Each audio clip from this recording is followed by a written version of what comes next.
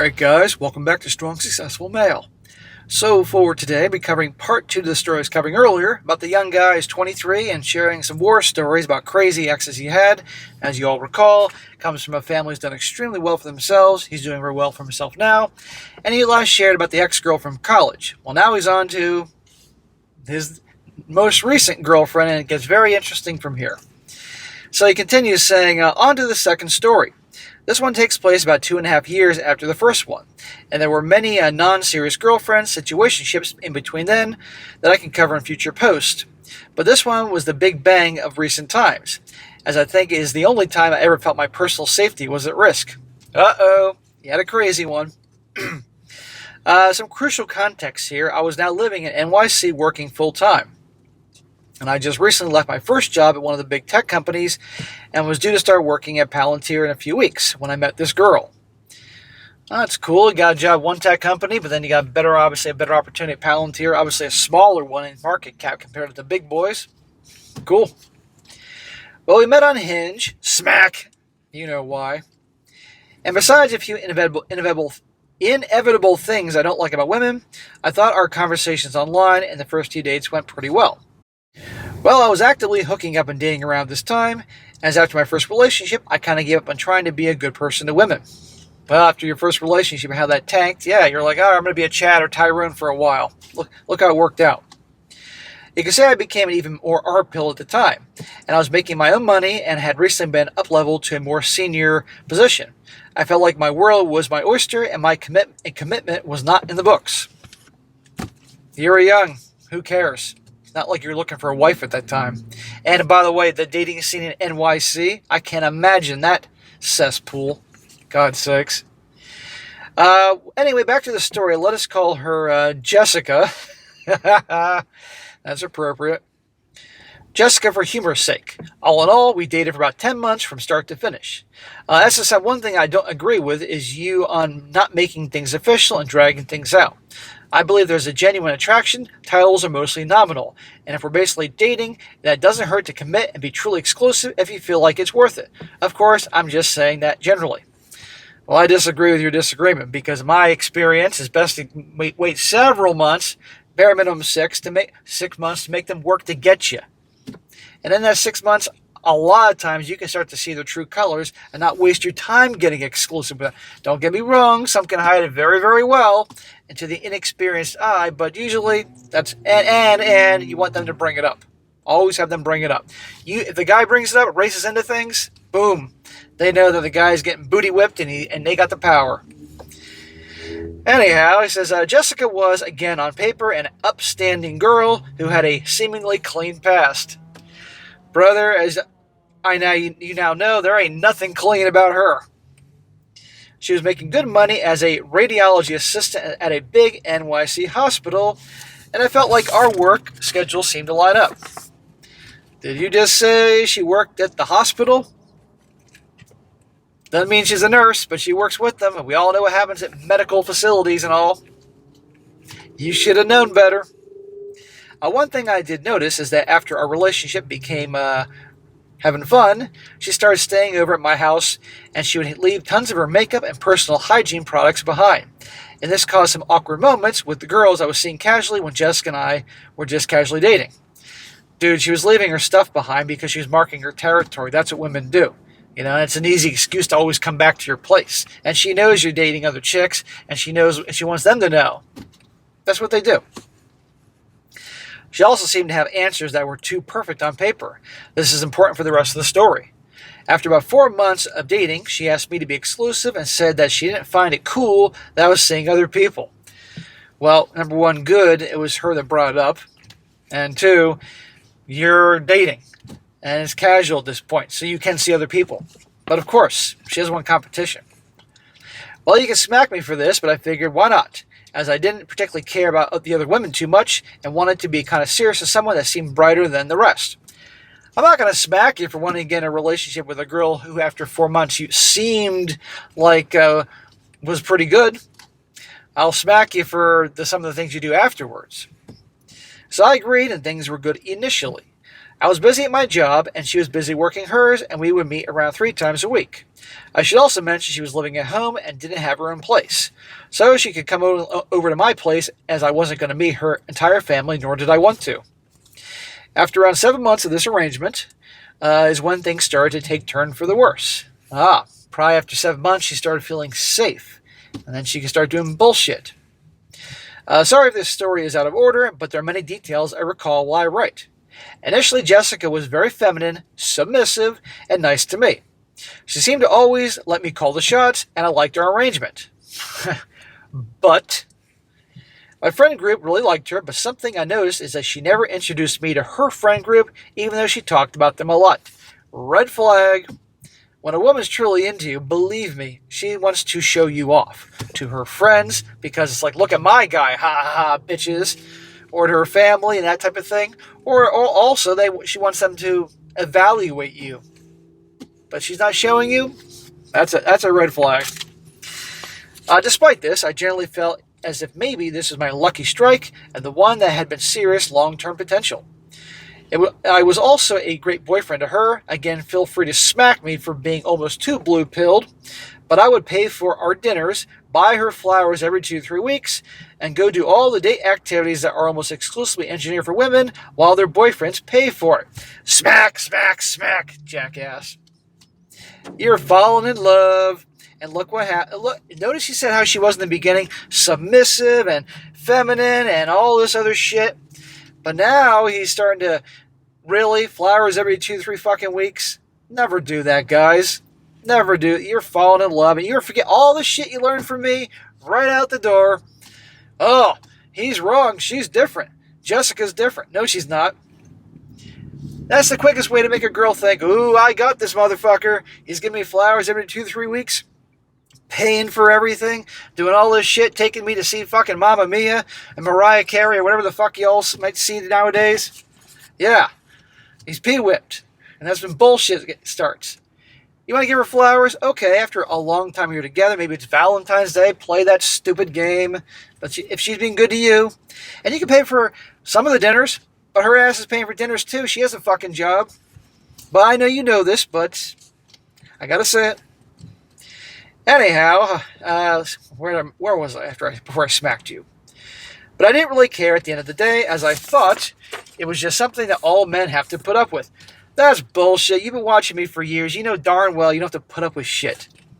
What happened to your Chad ways? For the most part, things were going really well until Jessica started mentioning the idea of marriage more and more. Aha, here we go. She would always bring it up the most indirect way, as her high school best friend was getting married later that year, and she'd always show me wedding dresses, whatever other wedding garbage there was.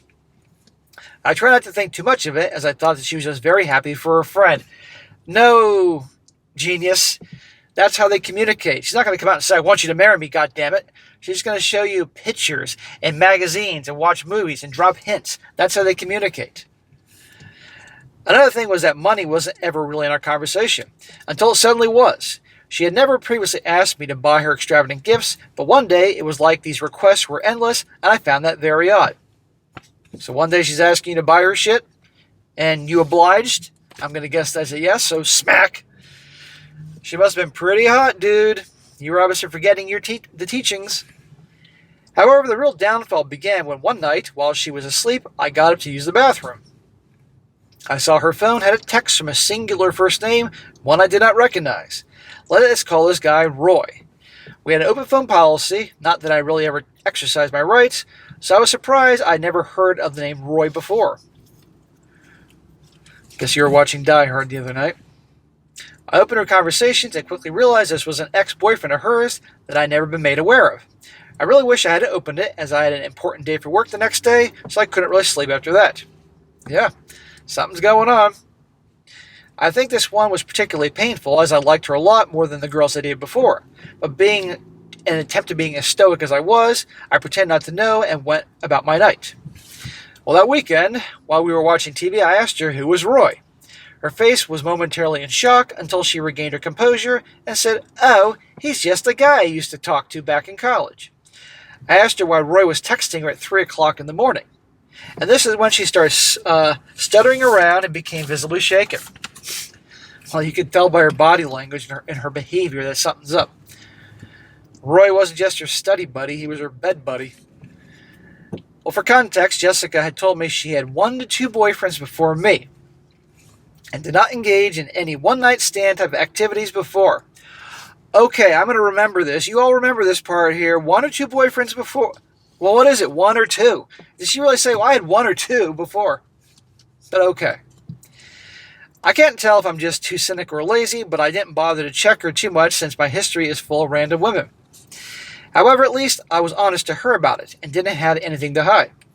But if you add Roy into the picture, that would make her boyfriend count number 3, which meant she was purposely omitting this guy out of the picture. I asked if she still had feelings for him, and she immediately said, no, of course not. Then reminded me that I'm everything to her.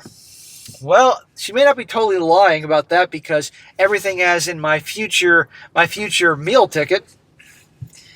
I laughed at this internally and had a pretty bad feeling about how this was going to go.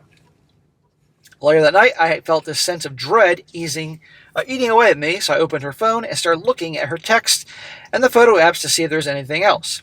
Her photo album was completely clean, but she had this app that looked like a calculator, but it actually was a secret photo album app that I never heard about online. Uh-oh, here we go. A secret album app that I never heard about, that I had heard about online. Place your bets, gentlemen. What is in this folder, this app, whatever? Well, I was tucked away in the corner. It was tucked away in the corner of the folder that was intentionally obscured with the title Fashion.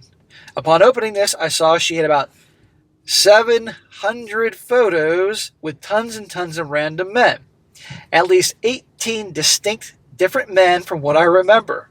And even PORN and S-word footage with at least 3 different guys. The non-nude photos and videos consist of her cuddling with different men to her drunk dancing on men in nightclubs. Back to that 1 or 2 boyfriends before, and okay, throw Roy in the mix, and no one-night stands. What the hell is all this? Sounds like she's an OnlyFans girl. This is why you do your homework. And I don't mean after 7 months of being exclusive, but she presented herself as perfect on paper. This is what... God's sakes, here we go with the sirens. Been a week. Thank you. Anyhow, where the hell was I? Fucking sirens interrupting me. Don't you know I'm filming? This is why she didn't want to introduce you to her friends. Because, well, her friends were Chad Tyrone and Bob and Bill and Julio and Wang and Chang and anybody else you can throw in there. I was so shocked that I turned it off and almost threw her phone to the corner. But I didn't want to make a scene, so I did what I do best. I tried to regain my composure, save the most damning evidence via airdrop to my phone, and try to go to sleep. I wouldn't be sleeping after that. I'd have to dump some antiseptic spray all over her after that. That was probably the most painful and dreadful night of my life.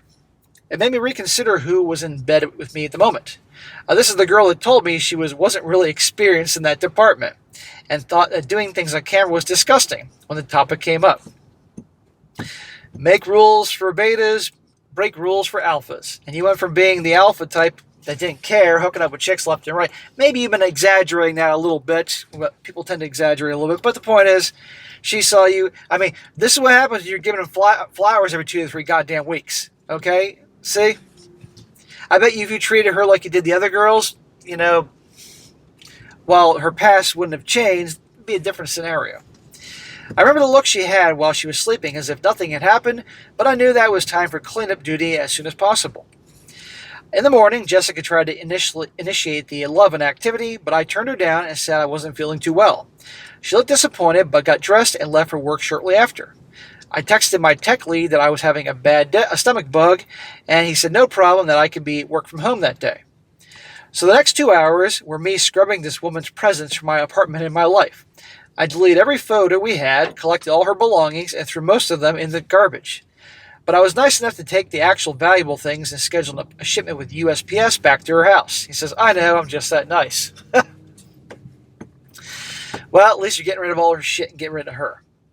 Following this, I told the doorman she was never welcome again and requested we have our electronic lock changed in case she had been making copies of my keys. I'm sure she did, dude. I stopped texting her entirely and waited to see how long it would take for her to get the hint. He says, okay, if you thought this was already bad, get ready for the best part. After Jessica texted me after 10 times, she started spam calling me asking if everything was okay. And I simply responded, I know everything, get out of my life, as you are no longer welcome. So you did what you did before. When you found out your ex was cheating, you were done, just like that. Whoosh. Same thing now. Some guys are like that. She flipped out and called me at least 50 times. Then started texting me things about being insecure, and she was so confused at what was going on. Over the course of the next few days, I started taking a different path to work. As I was concerned, she tried to corner me and start something in public. I later received a report that she showed up at my apartment. The doorman, a big Albanian dude named Jet, refused to let her in. She started screaming and crying, demanding that she be let in, as she had critically important things in my apartment. Critically important things, or fucking lipstick. Jet is the chillest dude in the world, R-pill and all, and was well aware of what was going on. He simply told her something critically important you should do at home and start an OnlyFans, given your experience in this subject. Apparently her face turned white, then red, and then she stormed out. All the doormen had a big laugh of this afterwards, and of course I bought Jeff a beer that weekend. It gets better though. I always kept my personal life strictly private and never disclosed much to my parents. But given this level of betrayal, I had to talk to somebody, as I felt kind of crushed. I called my dad in the middle of his workday, and he actually canceled most of his meetings so that he can have a good father-son conversation. Well, that's good on the dad. But your dad's probably like, stupid son, smack, getting involved with these stupid American women. To summarize, my dad reassured me that I should be happy the trash was taking itself out. But here's where it gets really good. My parents end up talking that night, and something you should know: if they hate anybody who takes advantage of their resources and time, or their kids' resources and time. Alright, mom and dad are going to open a can of whoop ass on her. My parents end up hiring one of the best PIs in the city, as well as repurposing their personal attorney in case they dug up any dirt on her. And dig up dirt they did. Apparently, not only was Jessica lying to me about her very colorful past, but she was also lying about her family's origins and background. Well, if you were done with her, why were your parents getting involved? I mean, this is funny and all and interesting. But I guess they figured that it could get worse. And needed to, before she does something really crazy and maybe harm you, they need to dig up dirt on her. Fair enough. She told me her parents were married, but they actually had been divorced. Jessica told me her parents were married, but actuality, they've been divorced 7 years at that point. She had multiple half-siblings, and I was never made aware of. She claimed her father was a chef in a Chinese restaurant, but it turns out he was serving time in prison for being affiliated with the Chinese triad gang in NYC. So Jessica's Chinese, huh? Chinese-American. Her mom was also arrested multiple times for renting out her restaurant to organized crime groups to run illicit operations such as trafficking and smuggling of drugs, blah, blah, blah. Her family was also mostly living off government welfare and food stamps. Anyway, fast forward a few weeks, and Jessica at this point was still making fake Instagram and phone numbers to contact me after I blocked her on everything. My parents ended up taking their own scorched earth route and had their personal attorney in LA draft up a cease and desist letter outlining the repercussions should the harassment continue. Yay, mom and dad. They had uncovered that her mom had thousands of dollars she still owed to the IRS for a previous tax fraud scheme in 2018 and threatened to blow up the case in her family's face. There's so much I can say about this, but to be honest, I don't even know all the details, but my parents' lawyers are the same people who work with some power players in California. They discovered also that Jessica's family, on top of their criminal records, were tens of thousands in personal and credit card debt, and their house was close to foreclosure. If her mom was in big trouble with the IRS for schemes and stuff, I don't know how they didn't repossess the house or she's not in prison, but okay. They were able to contact their colleagues in the NYC area and ultimately took every protective measure to ensure I would never be bothered by these people again. One thing I find funny is they threatened to sue and bankrupt their family 10 times over for the mental and physical stress I had to endure, which would have probably made them homeless. Well, not that they'd have the money. Honestly, I could say I felt kind of bad, but I also see how fiery my parents are with this, and it made me happy that someone was standing up for me. Suffice to say, with all the evidence and the photos and videos I had, the communication from her stopped. I would imagine. I would also like to add, I eventually figured out why she started bringing up money and marriage randomly. I went back to California one time for a week, and she had my location. She must have looked at my family's house on Zillow from the Find My iPhone app and figured she was dealing with some heavy hitter, because the week I came back is when her interest suddenly shifted to marriage and money. She probably told her parents, and her parents were probably like, "Go, sick 'em." I'll be sure to turn off the Find My Phone feature and never share locations with a girl from now on. He says, fellow bros, if you come from a family of means and your girl starts to want to move things to the marriage real quick, she probably did some research behind your back and sees you as an easy cash out option. Absolutely. This is why, guys, if you come from money or make good money yourself, number one, don't go shouting it from the rooftops, and you better protect yourself and do your homework. Anyway, SSM, these are my stories for now. If I missed any details, please go back and ask for clarifications. I wrote this all in one go. I've been meaning to write one for a long time now, but honestly, I didn't feel like I had a good enough story until the latest one with Jessica. These are good stories, man. It says, frankly, though, I feel though it's sad that almost this seems to be a cornerstone event in the lives of modern men. My departing message for all the bros out there is stay frugal, up-level your skills, live beneath your means, and don't gamble or spend your money on girls. You mean like buying them flowers 2 to 3 times a month, or every 2 to 3 weeks, and buying all the shit for that? Is that the type of advice? Well, I hope you're learning from your mistakes, brother. Had to say it. It's absolutely not worth it. There is no end with these people. If you give them the world, they'll ask for the sky. I never even bothered to be the white knight in any of my situations, and still turned out quite poorly. You may not have been a white knight, but definitely you were with Jessica. And yes, to address all those who are curious, these TikToks, Instagram videos you see about these girls in big cities who encourage not dating broke men, and every girl deserves to be the top 1% man since every girl is a queen, I would say that's probably 3 out of every 5 girls here. And the 2 other girls out of the 5 who aren't directly subscribed to that culture are in friend groups that are, so it's not worth your time. He says, don't use dating apps as you truly never know who you are dealing with. I can probably write a whole separate post about the sheer number of cheating stories I personally witnessed. My friends have gone through it here, but I'm sure you can probably infer how bad it is in a liberal, promiscuous city. I hear nothing good about the dating scene at NYC. I hear it's a freaking nightmare. But of course, the women bitch and complain because there's no good men out there. My honest appraisal of modern dating is get your money and have some short-term fun, and don't over-leverage yourself on one girl, any one option. It never ceases to amaze me how many women say the exact same script as if they all have the same reference book. Yeah, the hoe bag handbook. Stay strong, guys, and we will come out on top. He says, my personal plan is to stay here in NYC a few more years, get my career in a solid position, and head back to California to help my parents run the real estate business and tan. SSM, continue doing what you do best. Just to know you have some Gen Z supporters out here. While our stories may be horrific, we definitely are not. Well, bro, good stories there. And I hope you've learned from your mistake with your last girlfriend, Jessica. You got to do your freaking homework. Absolutely on them, and don't let yourself get so pee-whipped, okay? And yes, you were pee-whipped. I'm sure you're leaving shit out, but that can happen to any guy out there. I mean, anybody says, I'm dying of thirst here, that is not them, well, they're going to do it at some point. I mean, even a guy who listens to thousands of videos, they get some physically beautiful woman after them, and all of a sudden, all the common sense and knowledge goes right out the door. And what happens? That guy starts getting treated just like every other guy out there. You got to remember the fundamentals, guys, and don't give up on them. But, bro, you're doing great. You're young. You're 23. You're going to make mistakes. It's good to make the mistakes when you're young instead of being older.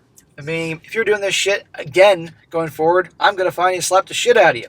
Even if your parents come after me, I'm still going to smack the shit. Your dad might give me a high five for smacking the shit out of you if you keep this shit up. But I think you won't. So, good luck in your career. Keep doing well. May the force be with you, and you got any other good stories, send them our way. So, good luck, man. Alright, guys, that's it for today. Be sure to comment down below. Let me know what you think about this. I'm sure you like the video. Share it with your friends, and subscribe. I'll catch you next time.